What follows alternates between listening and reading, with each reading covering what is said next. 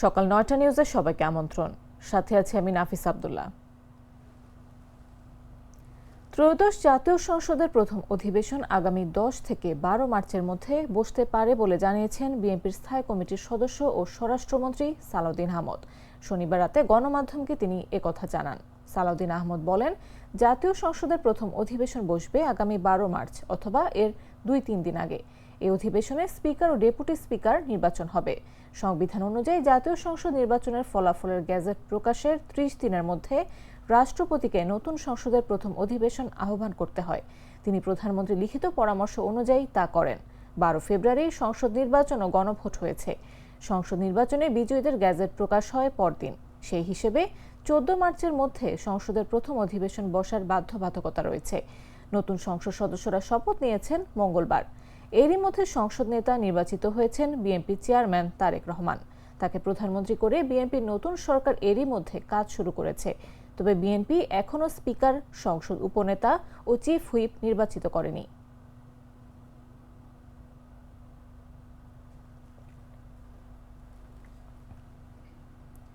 বিদ্যুৎ, জ্বালানি ও খনিজ সম্পদ মন্ত্রী ইকবাল হাসান মাহমুদ টুকু বলেছেন, বাংলাকে যদি ধারণ করতে হয়, বাংলা ভাষাকে যদি মায়ের ভাষা বলতে হয়, তাহলে ইনকিলাব জিন্দাবাদ চলবে না। ইনকিলাব জিন্দাবাদ, ইনকিলাব মঞ্চ এগুলো বাংলার সঙ্গে কোনো সম্পর্ক নেই। যারা আমাদের মায়ের ভাষা কেড়ে নিতে চেয়েছিল, এগুলো তাদের ভাষা। শনিবার দুপুরে সিরাজগঞ্জ জেলা প্রশাসনের আয়োজনে শিল্পকলা একাডেমি অডিটোরিয়ামে আন্তর্জাতিক মাতৃভাষা দিবস ও মহান শহীদ দিবসের আলোচনা সভা ও সাংস্কৃতিক অনুষ্ঠানে তিনি এসব কথা বলেন। মাতৃভাষার ইতিহাসের প্রতি গুরুত্ব দিয়ে ইকবাল হাসান মাহমুদ টুকু বলেন, বাংলা ভাষা ও তার ইতিহাস নিয়ে আমরা যত্নবান না। যে জাতি তার নিজের ইতিহাস জানে না, সেই জাতি কোনোদিনও উন্নতি করতে পারে না। আমরা নিজের ভাষাকে ঠিকমতো জানার চেষ্টা করিনি বলেই আমাদের মাঝে ন্যাশনালিজম গ্রো করে না।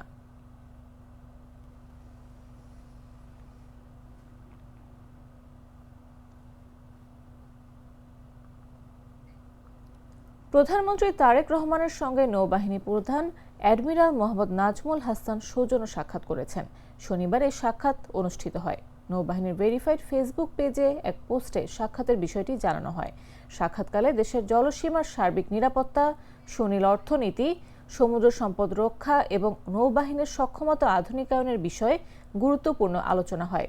এই সময় নৌবাহিনীর পেশাদারিত্ব, দেশপ্রেম এবং সমুদ্র সীমা সুরক্ষায় তাদের নিরলস প্রচেষ্টার ভূয়সী প্রশংসা করেন প্রধানমন্ত্রী তারেক রহমান।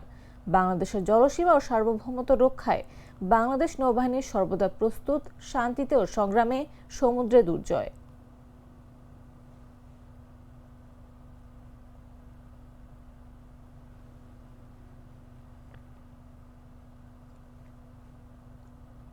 আমি তো মশলা বদলে ফেলেছি, এবার আপনিও বদলে ফেলুন।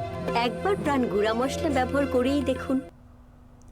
আইন অমান্য করে কেউ যেন উঁচু ভবন নির্মাণ করতে না পারে, এই বিষয়ে সরকারের কঠোর অবস্থানের কথা জানিয়েছেন গৃহায়ন ও গণপূর্ত মন্ত্রী জাকারিয়া তাহের সুমন। শনিবার বিকেলে কুমিল্লা সার্কিট হাউসের সংশ্লিষ্ট মন্ত্রণালয়ের আওতাধীন কর্মকর্তাদের সঙ্গে মত বিনিময়কালে তিনি একথা বলেন।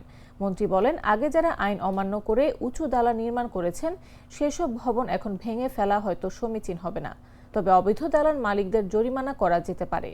ভবিষ্যতে যেন কেউ আইন লঙ্ঘন করে ভবন নির্মাণ করতে না পারে, সেজন্য সরকার কঠোর হবে। তিনি আরও বলেন, কুমিল্লা কেন্দ্রীয় কারাগার শহরের বাইরে স্থানান্তরের বিষয়ে কুমিল্লাবাসীর সঙ্গে তার মতের মিল রয়েছে।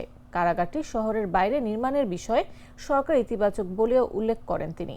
এছাড়া কুমিল্লা শহরকে যানজট মুক্ত রাখতে প্রয়োজনীয় পদক্ষেপ নেওয়ার অঙ্গীকার করেন মন্ত্রী।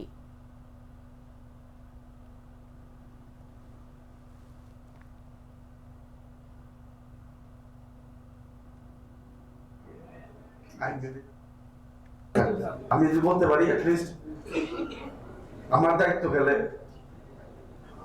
আইনকে আমি সবাই প্রায়োরিটি দেবো। সিটি কর্পোরেশনের যে বলেন বা আপনার ডিপার্টমেন্টের আন্ডারে পড়ে। ময়মনসিংহে ছিনতাইকারীদের ধাওয়ায় নুরুল্লাহ শাহ নিহতের ঘটনায় পুলিশ সুপারের কার্যালয় ঘেরাও করে বিক্ষোভ করেছে শিক্ষার্থীরা।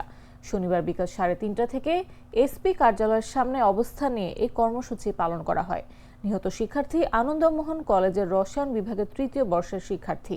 বিক্ষোভকালে শিক্ষার্থীরা আমার ভাই মারল কেন, প্রশাসন জবাব দেয়, আমার ভাই কবরে, খুনি কেন বাইরে, এমন সব স্লোগান দিতে দেখা যায়। তারা অভিযোগ করেন, ঘটনার পর একজনকে ধরে নাম ঠিকানা সহ পুলিশের হাতে সোপর্দ করা হলেও আসামিদের গ্রেফতারে প্রশাসন কার্যকর কোনো ভূমিকা রাখেনি। বর্তমান প্রযুক্তির যুগে খুনিদের চিহ্নিত করা সম্ভব হলেও পুলিশের গাফিলতি রয়েছে বলে দাবি করেন তারা। বিক্ষোভের মুখে অতিরিক্ত পুলিশ সুপার মোহাম্মদ আবদুল্লাহ আল মামুন ঘটনাস্থলে এসে রাত ৮টার মধ্যে জড়িতদের গ্রেফতারের সুনির্দিষ্ট আশ্বাস দিলে শিক্ষার্থীরা সাময়িকভাবে শান্ত হয়।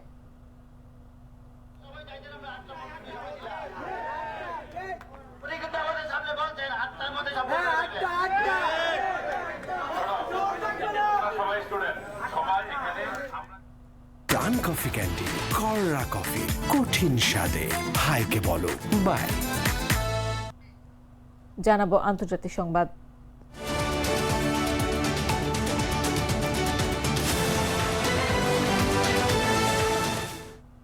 যুক্তরাষ্ট্রে আমদানি পণ্যের উপর শুল্ক 10% থেকে বাড়িয়ে 15% করার ঘোষণা দিয়েছেন দেশটির প্রেসিডেন্ট ডোনাল্ড ট্রাম্প। শনিবার নিজের মালিকানাধীন সামাজিক যোগাযোগ মাধ্যম ট্রুথ সোশ্যালে দেয়া এক পোস্টে তিনি এ ঘোষণা দেন। যুক্তরাষ্ট্রের সর্বোচ্চ আদালত ট্রাম্পের শুল্ক নীতি বাতিল করার ঠিক একদিন পরই নতুন করে এই পদক্ষেপটি নেওয়া হলো। এর আগে প্রেসিডেন্ট ট্রাম্প বলেছিলেন, আদালত যে শুল্ক বাতিল করেছেন তার পরিবর্তে যুক্তরাষ্ট্রে আমদানি হওয়া সব পণ্যের উপর 10% হারে শুল্ক আরোপ করা হবে। তবে শনিবার ট্রুথ সোশ্যালে দেয়া এক পোস্টে ট্রাম্প ঘোষণা দেন, এই হার এখন বাড়িয়ে 15% করা হবে। এর আগে বিশ্বজুড়ে যুক্তরাষ্ট্রের আরোপিত একতরফা শুল্ককে অবৈধ ঘোষণা করে ঐতিহাসিক রায় দিয়েছিলেন মার্কিন সুপ্রিম কোর্ট। তবে আদালতের এই রায়কে পাত্তা না দিয়ে নতুন করে 10% শুল্ক আরোপেরও ঘোষণা দেন ট্রাম্প।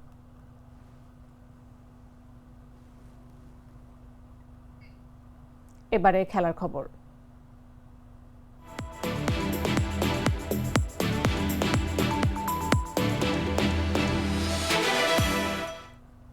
কলম্বোর আবহাওয়ার পূর্বাভাসেই ছিল ভেস্তে যেতে পারে পাকিস্তান নিউজিল্যান্ডের ম্যাচ। শেষ পর্যন্ত হয়েছেও তাই। টস হলেও মাঠে গড়ায়নি বল। 3.25 ঘন্টা অপেক্ষা করার পর পরিত্যক্ত ঘোষণা করা হয়েছে ম্যাচটি। শনিবার একাধিকবার সময় দিয়েও শুরু করা যায়নি ম্যাচটি। টসের পর নামে ঝুম বৃষ্টি। টস জিতে পাকিস্তানের অধিনায়ক সালমান আলী আগা ব্যাটিং করার সিদ্ধান্ত নিলেও সুপার 8-এর প্রথম ম্যাচটি হলো পরিত্যক্ত। পয়েন্ট ভাগাভাগি হয়েছে দুই দলের মধ্যে। ম্যাচ ভেন্যু কলম্বোর প্রেমাদাসা আন্তর্জাতিক ক্রিকেট স্টেডিয়ামে টসের পর নামা বৃষ্টিতে পুরো মাঠ ঢেকে ফেলা হয়। বৃষ্টির মাত্রা এতটাই বেশি ছিল যে কোনোভাবে মাঠে নামতে পারেনি দুই দলের ক্রিকেটাররা। এর আগে সুপার 8-এ পাকিস্তান উত্তীর্ণ হয়েছে এ গ্রুপ থেকে আর নিউজিল্যান্ড ডি গ্রুপ থেকে। দুই দলই 4 ম্যাচে জয়ের দেখা পেয়েছে সমান 3টিতে। আগামী 24 ফেব্রুয়ারি ইংল্যান্ডের বিপক্ষে সুপার 8-এ নিজেদের দ্বিতীয় ম্যাচে মুখোমুখি হবে পাকিস্তান, আর এর পরদিন 25 ফেব্রুয়ারি স্বাগতিক শ্রীলঙ্কার মুখোমুখি হবে কিউইরা।